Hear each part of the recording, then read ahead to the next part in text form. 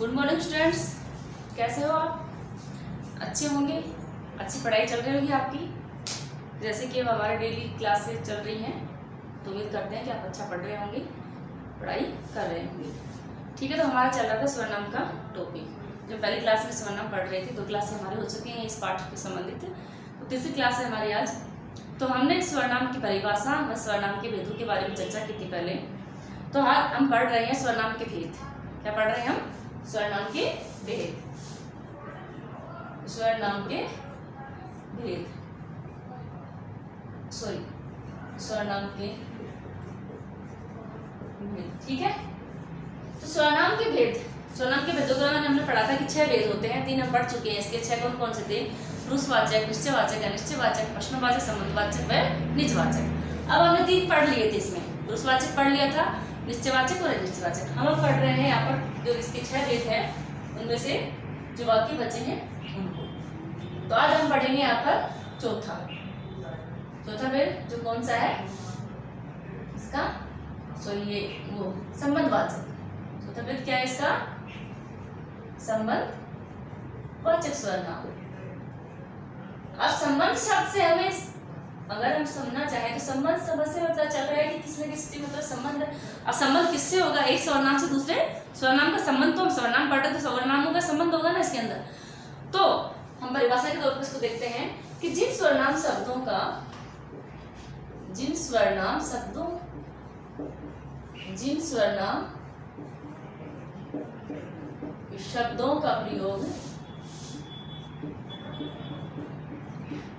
प्रयोग किसी दूसरे स्वरनाम शब्द से, किसी दूसरे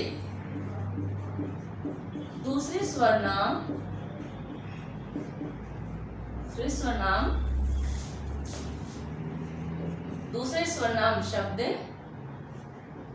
से संबंधित कहें, या दूसरे शब्दों का प्रयोग किसी दूसरे स्वरनाम शब्द से संबंधित, या जिन स्वरनाम शब्दों का प्रयोग किसी दूसरे स्वरनाम शब्द से संबंधित बात करें। क्या कहें?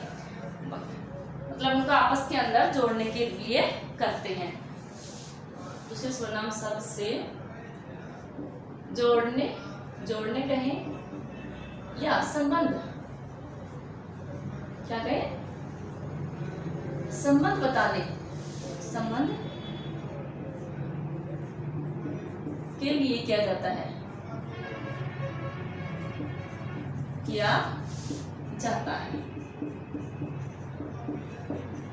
वे क्या कहलाते हैं? संबंधवाचक स्वरनाम।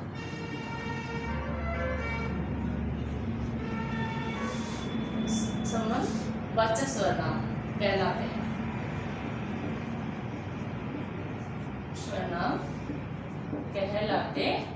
हैं। ठीक है, तो जिन स्वरनाम शब्दों का प्रयोग किसी दूसरे स्वरनाम शब्द से जोड़ने के लिए किया जाता है, जोड़ने या संबंध बताने के लिए किया जाता है, वो क्या कहलाते हैं? संबंधवाचक स्वरनाम कहलाते हैं। जैसे कि फॉर एग्जाम्पल, जैसे सीधा सा संबंध है स्वरनाम का, कि हम कहें कि भी जैसा पढ़ोगे वैसा ही आप उसका परिणाम प्राप्त करोगे। भी जैसे आपने पढ़ाई की है तो उसके अनुरूप मिलेगा ना अपने आप को। जैसे कि आपने जैसे पेपर किए, उसका परिणाम भी वैसा ही मिलेगा। या कहने को कहा तो जैसे कि जिसकी लाठी उसकी भैंस, जैसा करोगे वैसा भरोगे, जैसा बोओगे वैसा काटोगे। तो मतलब जिस स्वरनाम शब्द का संबंध उसी प्रकार के दूसरे स्वरनाम शब्द से जोड़ने के लिए किया जाता है, वे संबंधवाचक स्वरनाम कहलाते हैं। उदाहरण के लिए जैसी पढ़ाई करोगे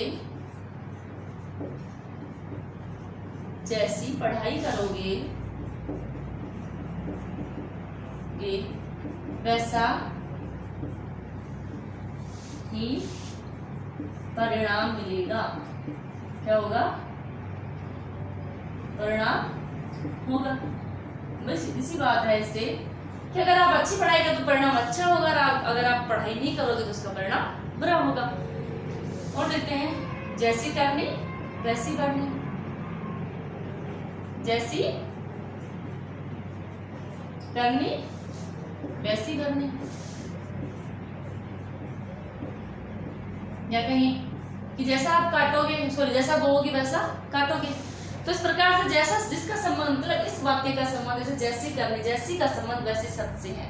ये दोनों जो सर्वनाम शब्द हैं ये आपस में संबंध बता रहे हैं यहाँ पर, इसलिए इनको संबंधवाचक। जैसे इसमें जैसी पढ़ाई करोगे वैसा ही, यहाँ पर जैसे जैसे से वैसे शब्द का संबंध बता रहा है। ठीक है, तो ये सर्वनाम संबंध, सर्वनाम शब्दों का आपस में संबंध है। जैसी पढ़ाई से वैसा ही पढ़ना और जैसी करनी वैसी ही करनी, ये आपस में संबंध बता रहे हैं।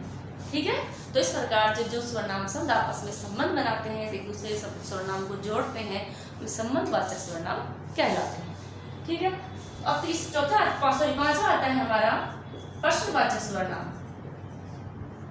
प्रश्नवाचक सर्वनाम,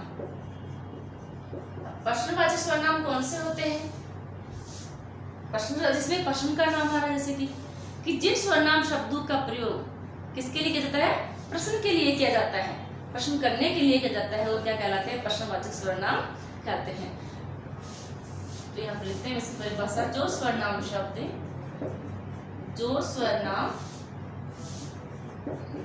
शब्द प्रश्न का बोध करवाते हैं, का बोध, बोध मतलब ज्ञान, जानकारी। ठीक है ना, तो यहाँ पर मैं ब्रैकेट में लिखती हूँ ज्ञान, बोध करवाते हैं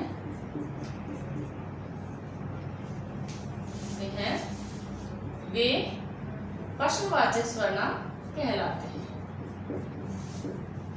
प्रश्नवाचक सर्वनाम कहलाते हैं। ठीक है,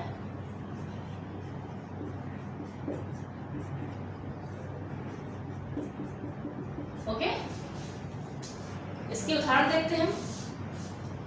जैसे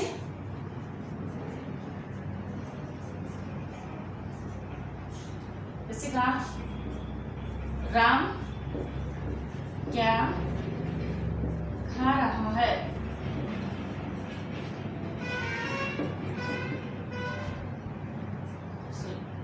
राम क्या खा रहा है? अब देखिए यहाँ पर राम शब्द है, राम संज्ञा शब्द है, और सॉरी संज्ञा, तो संज्ञा शब्द के साथ यहाँ पर किसका प्रयोग हुआ है? किस सर्वनाम का? क्या, मतलब प्रश्न किया जा रहा है कि यहाँ पर क्या है, क्या खा रहा है। दूसरा देखते हैं,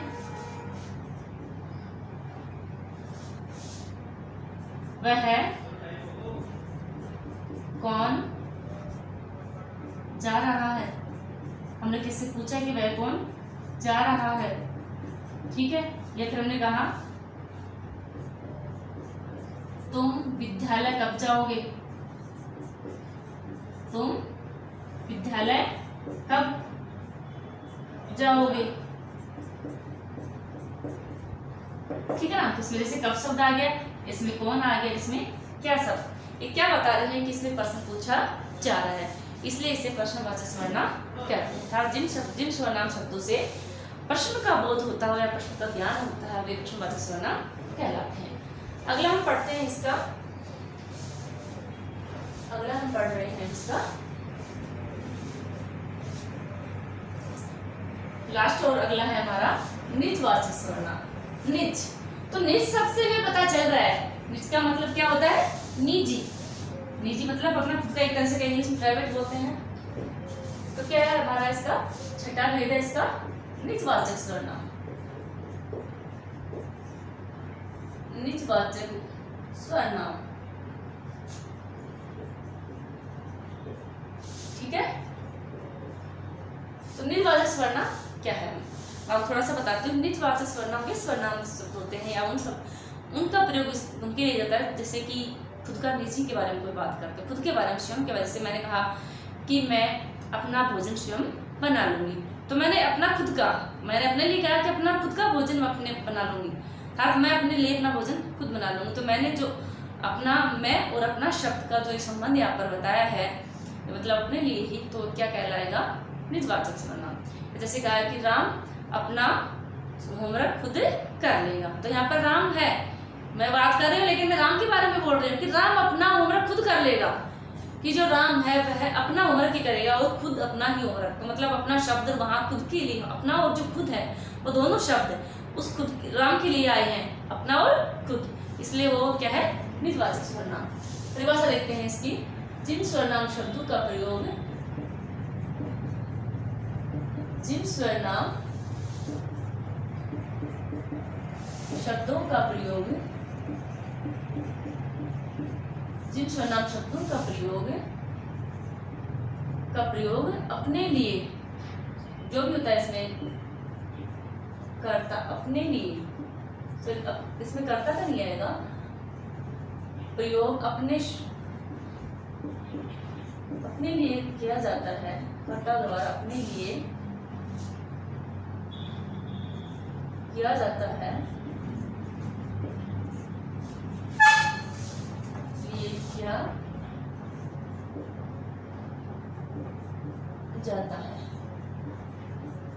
वे निजवाचक सर्वनाम कहलाते हैं। वाचक सर्वनाम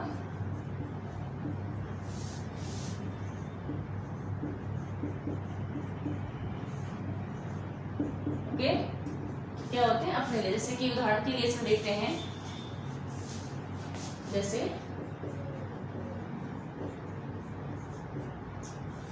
मैं अपने कपड़े स्वयं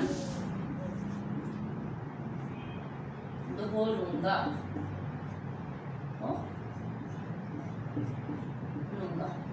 ठीक है। और देखते हैं, राम अपना गृह कार्य खुद कर लेगा,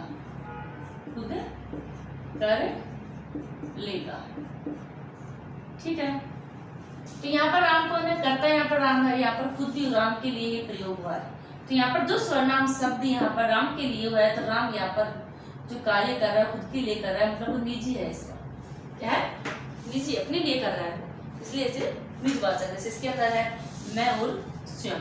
तो जो मैं सर्वनाम शब्द जो करता है यहाँ पर, वो खुद स्वयं के लिए, स्वयं के शब्द का अपने लिए ही प्रयोग कर रहा है। तो जिन शब्द, इस प्रकार से जिन सर्वनाम शब्दों का प्रयोग जो करता होता है वो स्वयं के लिए करता है, मतलब अपना काम अपने लिए, अपने लिए ही करता है, वह क्या कहलाते हैं? निजवाचक सर्वनाम। और देखते हैं इसको उदाहरण, जैसे सीता ने अपने लिए चाय बनाई। तो यहाँ पर भी वही बात है, भाई निजी खुद के लिए सीता ने चाय बनाई, किसके लिए? खुद के लिए, सीता और अपने, मतलब इसका जो सीता का संबंध है वो अपने से, स्वयं से, निज से है, ठीक है। तो इस प्रकार से क्या होता है? निजवाचक सर्वनाम। इसके अंदर जो कर्ता होता है, जिसके बारे में बात की जाती है, उसका जो सर्वनाम शब्द का प्रयोग अपने लिए ही करता है, वे निजवाचक सर्वनाम कहलाते हैं। तो इस प्रकार से हमने सर्वनाम शब्द पढ़े हैं, इसकी परिभाषा पढ़ी है और इसके प्रकार के बारे में पढ़ा है। तो हमारे सर्वनाम क्या थे? कितने प्रकार के थे? 6 प्रकार के सर्वनाम थे, ठीक है। 6 में जैसे हमने पढ़ा है, इसका पहला जो पुरुषवाचक है, दूसरा इसका निश्चयवाचक, प्रश्नवाचक, संबंधवाचक और निजवाचक। 100 प्रकारों के बारे में पढ़ा है, इनमें क्या अंतर है, किस किस प्रकार से इनका प्रयोग किया जाता है। अब इसके आगे हमारा जो चैप्टर है, हमारा जो सर्वनाम का पाठ है, हम समाप्त करते हैं, हमारा समाप्त होता है, ठीक है। आगे का हम कल करेंगे।